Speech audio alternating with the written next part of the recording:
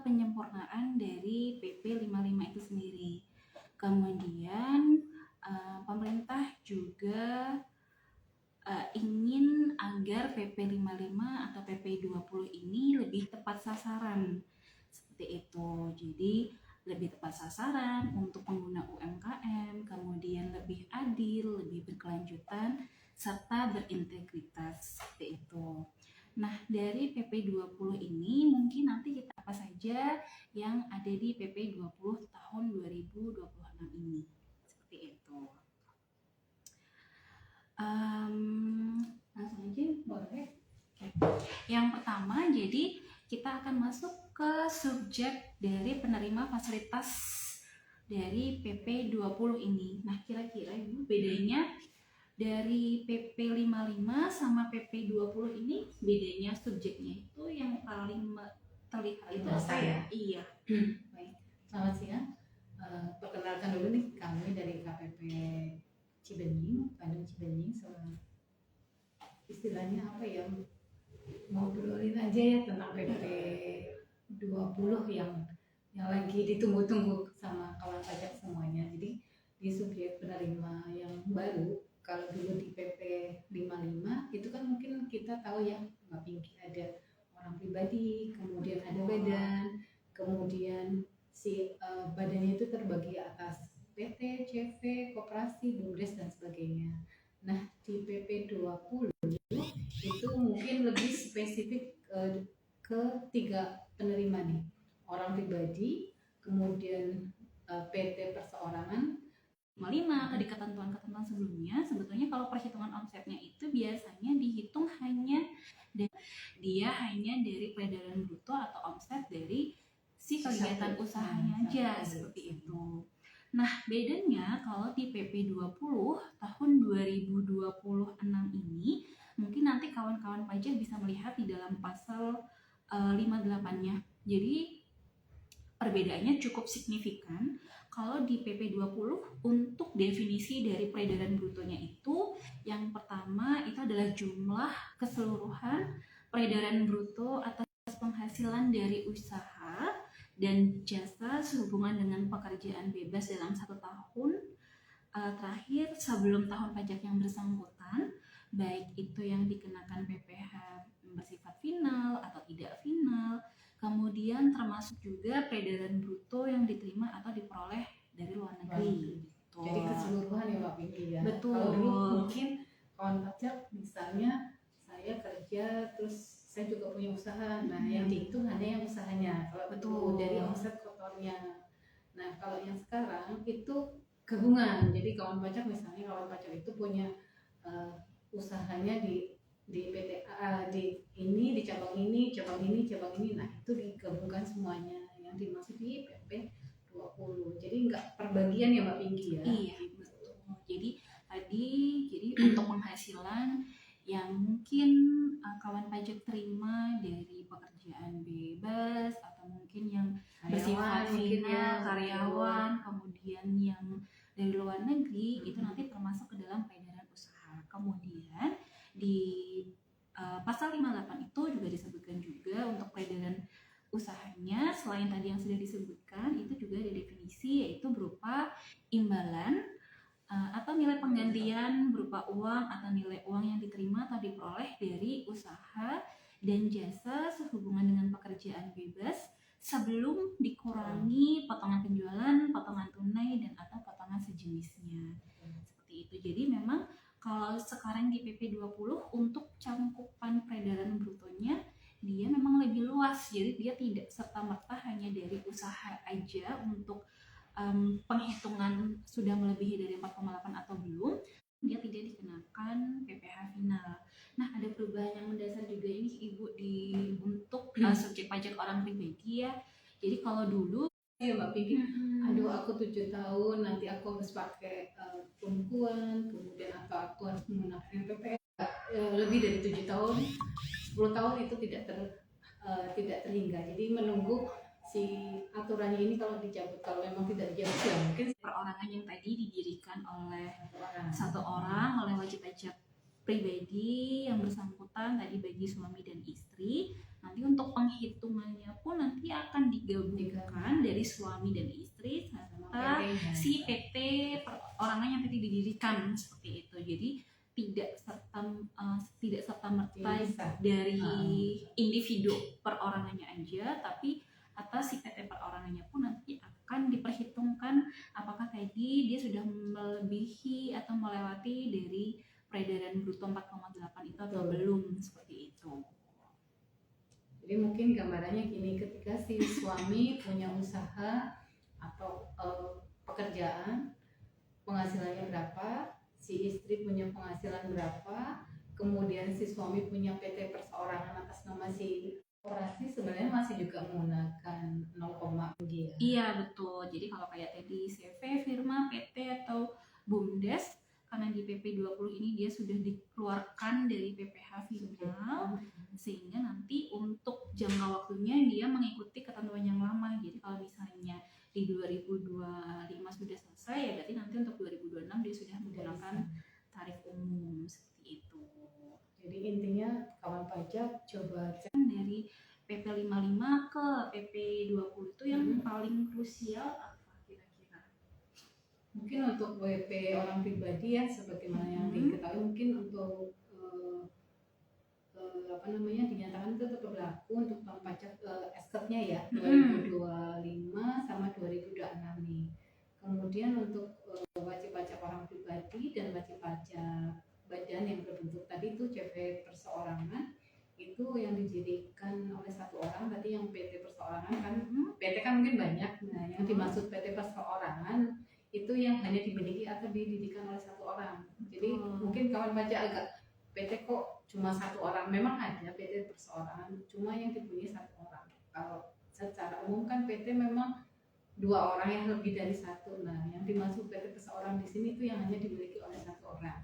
Seperti itu. Jadi SK-nya dia masih bisa dipakai untuk tahun pajak 2026. Kemudian untuk yang koperasi, SK-nya itu berlakunya sama sampai dengan si WP-nya itu tidak memiliki kriteria yang dimaui di PP 20 tersebut. Kemudian kalau sudah berakhir berarti fasilitasnya seperti apa? Peralihan kan biasanya kita lebih fokus kalau untuk orang pribadi kan tadi diperpanjang ya, karena kan memang untuk saat ini jangka waktunya memang sudah tidak ada untuk orang pribadi. Nah biasanya dari orang penghasilan dari pekerjaan bebas itu harus kita perhitungkan juga, jadi tidak serta-merta hanya yang dari usahanya aja, tapi tadi yang dari pekerjaan bebas itu juga akan kita perhitungkan untuk melihat omsetnya tadi sudah melebihi dari 4,8 atau belum. Namun tadi kalau untuk pekerjaan bebas dia hanya untuk perhitungan aja PP 20. Nah, yang dikenakan di PP 20 itu yang atas tadi kegiatan usahanya aja. Jadi kalau tokonya tadi ya. Betul. Okay. Jadi kalau misalnya kawan pajak tadi ada usaha, kemudian juga ada yang berkaitan dengan pekerjaan bebas, kita anggap selama 1 tahun itu omsetnya 4 miliar nih. Nah, totalnya 4 miliar, berarti kan sebetulnya dia masih eligible untuk menggunakan PP 20. Nah, misalnya yang dari usaha itu 3M, yang dari pekerjaan bebas itu 1M. Nah, nanti untuk yang dapat dikenakan 0,5 itu yang hanya 3M-nya aja. Oh, yang usahanya. Ya, misalnya tadi saya punya tiga perusahaan nih. 3 perusahaan itu aku gabung di total sama omset karyawan aku. Nah, itu ada nggak lebih dari 4,8? Kalau memang lebih dari 4,8 berarti saya nggak berhak. Atau kalau misalnya masih di bawah 4,8 berarti yang berhak di 0,5% itu yang usahanya saya, yang karyawannya enggak.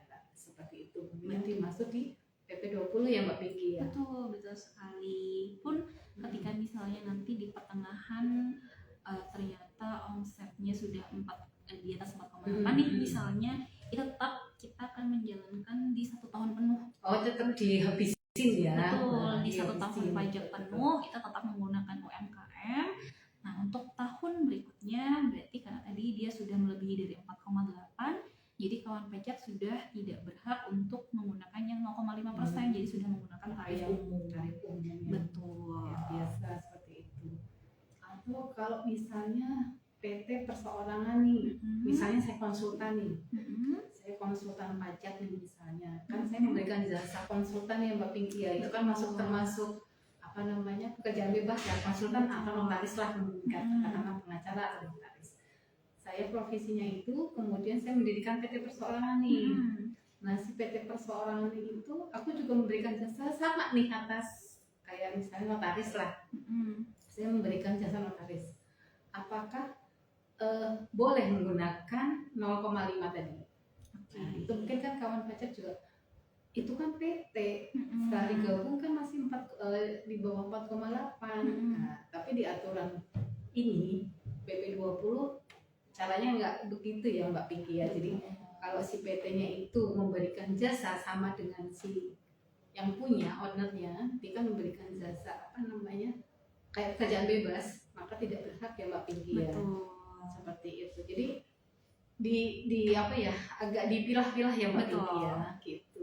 Lebih harus kita tahu sih sebetulnya mana yang memang atas kegiatan usahanya, mana yang memang atas pekerjaan bebas, karena memang tadi sebetulnya sebenarnya kan untuk PP 20 ini kan lebih tujuannya untuk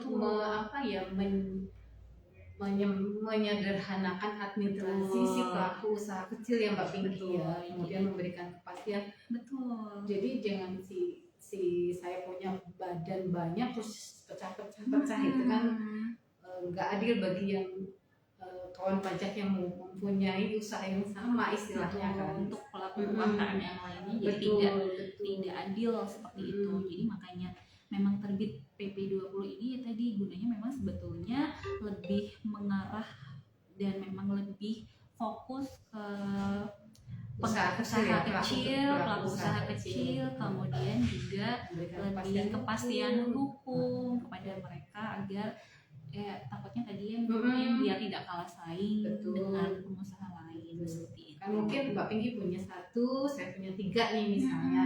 Omsetnya satu perusahaan saya misalnya 500.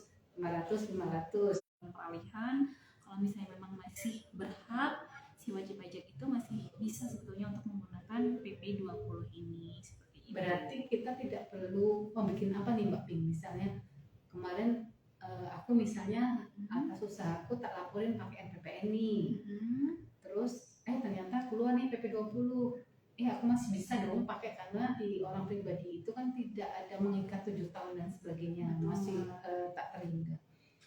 Aku mau balik lagi ke situ, SPT ku harus aku apain yang tahun kemarin? Apakah aku harus betulin atau ya sudah aku laporin apa adanya?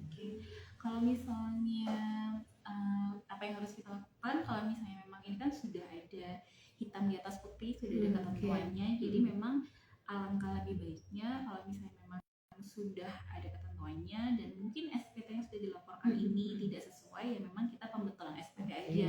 Jadi untuk mengakomodir dan agar pelaporan kita itu memang sudah dilaporkan secara menggunakan NPPN, karena kalau kemarin kan memang masih kayak abu-abu ya Mbak Pinky. Maksudnya kita mau pakai lanjut atau mau pakai NPPN atau dan sebagainya. Memang waktu itu belum ada ketentuan ininya ya, ketentuan apa? Belum ada ketentuan pasti. Kamu harus pakai ini nih, seperti itu. Jadi masih abu-abu. Jadi mungkin lebih baik kemarin menggunakan NPPN sih. Seperti itu. Jadi kalau memang ini sudah keluar kan berarti kawan pajak sudah bernapas lega nih. Ternyata aku masih bisa menggunakan ini, tapi jangan lupa SPT-nya yang kemarin dibetulkan. Lah, berarti nanti harus bayar lagi. Ya, ketentuannya memang seperti itu. Seperti itu. Jadi adanya keluarnya seperti itu ya mau nggak mau harus kita jalankan ya Mbak Pinky ya. Seperti itu. Mungkin kalau misalnya kawan pajak butuh untuk diskusi atau konsultasi, nanti mungkin kawan pajak bisa ke KPP terdekat atau ke KPP aja kawan pajak, atau mungkin kalau misalnya mau datang pun juga kita nggak Boleh. masalah. Kalau misalnya mau sharing atau ada yang mau ingin didiskusikan atau ditanyakan, nanti kawan pajak bisa datang ke KPP terdekat pun sebenarnya nggak masalah seperti itu. Atau kalau misalnya mau sharing sama airnya juga Iya boleh. Jadi tidak menutup ini ya Mbak Ping, diskusi ya Mbak Ping. Betul sekali. Kira-kira kawan pajak ada yang mau ditanyakan atau mungkin ada yang mau didiskusikan lebih lanjut? Ada pertanyaan? Sudah mengikuti ketentuan di PP 20, jadi kalau misalnya ada wajib pajak yang baru terdaftar di misalnya di tanggal sekarang nih, misalnya wajib pajak Biden baru terdaftar di tanggal sekarang di Juni, berarti secara ketentuan dia sudah tidak berhak untuk menggunakan si PP 20 karena tadi si badan si PP atau CV ini karena tadi sudah tidak dimasuki, hanya menambahkan atau menyempurnakan subjek pajaknya sama tarifnya ya, lebih ke tarif apa namanya, jangka waktu. Betul. Jadi kalau di PP 20 ini tadi memang fokusnya lebih ke penyempurnaan, simplifikasi subjeknya yang mendapatkan fasilitas, serta untuk penentuan omsetnya aja, serta jangka waktunya tadi. Jadi mungkin kawan-kawan pajak mungkin nanti bisa melihat kembali di ketentuan di jadi dapat saya ambil kesimpulan untuk jangka waktu orang pribadi sama PT perseorangan, dia jangka waktunya tidak terbatas. Beda dengan PT perseorangan itu mungkin masuk ke badan yang 4 tahun ya Mbak Ping ya.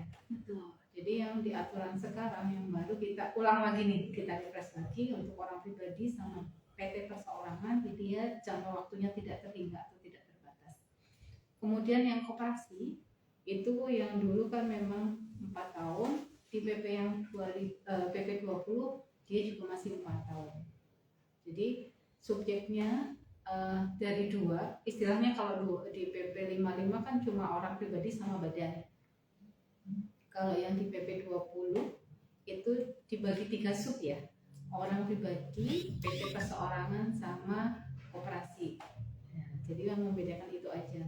Jadi kalau yang lama silakan istilahnya dihabiskan ininya, jangka waktunya sesuai dengan PP 55-nya. Tapi kalau yang terdaftar usaha yang berhubungan itu ya memang bisa menggunakan, tapi kalau yang masih berkaitan ya termasuk kerjaan bebas ya nggak bisa seperti itu. Jadi nggak bisa istilahnya apa ya, seperti itu kawan pajak. Mungkin cukup itu ya Bu ya, kayaknya tadi ya terkait PP 20. Mungkin sekian dari kita. Kalau misalnya tadi mungkin ada